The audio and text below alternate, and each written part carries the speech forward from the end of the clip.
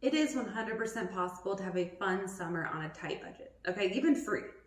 I will spend very, very little money on my kids this summer, aside from buying groceries. This is your reminder, you can do it for free. Let's run through some of these activities, okay? Write down what you need to write down. Make your list, make a bucket list, all right? That's a thing as well. There's so many things to do. We just gotta keep stirring up those fun ideas, mamas, okay? You can do it. Let's jump right in. First, let's touch on water, okay? Everybody likes water. You got the pool, you got splash pads. Maybe you don't wanna go somewhere. Maybe you don't have those free options around you.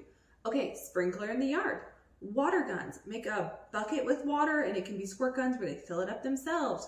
Water balloons, I'm not a fan of that, but maybe you are. There's also doing buckets of water with paintbrushes and like painting the sidewalk, painting your house, painting whatever. They could paint their toys. They could do a car wash. They could wash their bikes and their toys. That can be a fun activity and also kind of teach them like responsibility and caring for their things. So water, always a hit on a hot day. Next, let's talk about going out and about. So free community events, free community activities. Find them, get on Facebook. You will find local things you can do.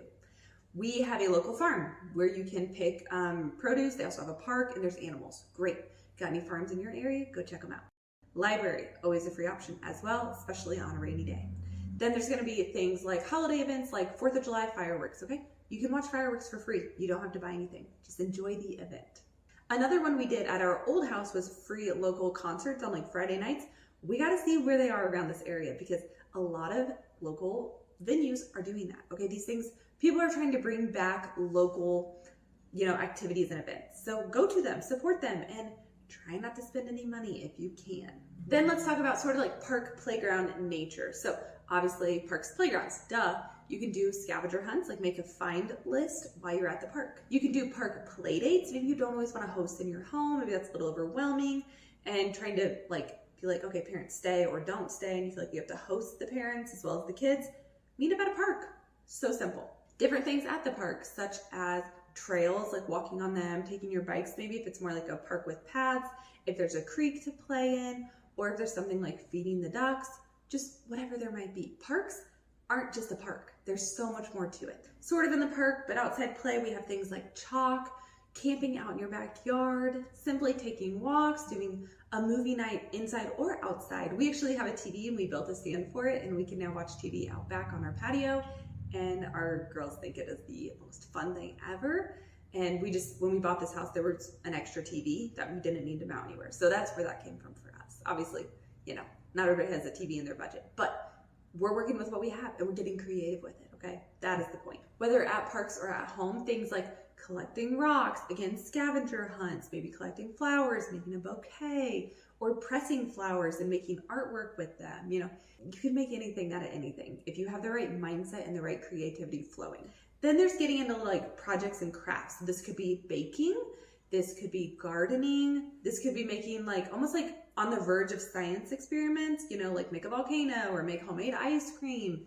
You can get as detailed and as busy as you want with it or keep it really, really simple. And it could be playing with a cardboard box, building a fort, maybe making homemade bird feeders, peanut butter, pine cones, that whole jam. You can always do things like indoor or outdoor obstacle course. You could use chalk to do this.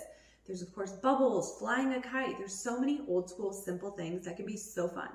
And yes, some activities might last 5 minutes, but other ones last half an hour, just organically and naturally.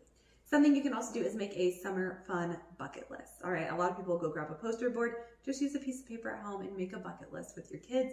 Make sure that you're checking off these activities. And again, not paid activities, just fly a kite, put that on there and make it happen at some point. You could make your own kite or you could buy one very affordably.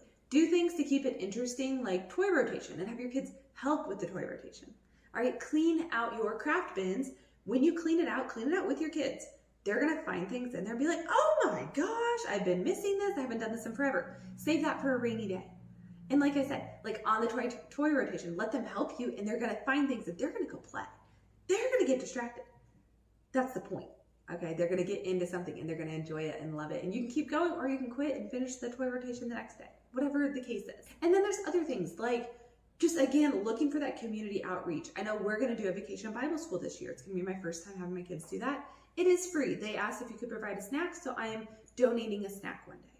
Not a big deal, but they're getting some social, some interaction, and some of that like structure of having like a teacher, following directions, all that jazz. And also, how are we doing this affordably? Well, we're buying as little as possible. And when we go places and we do things, we're packing a lunch. Some places let you take food in, some places do not.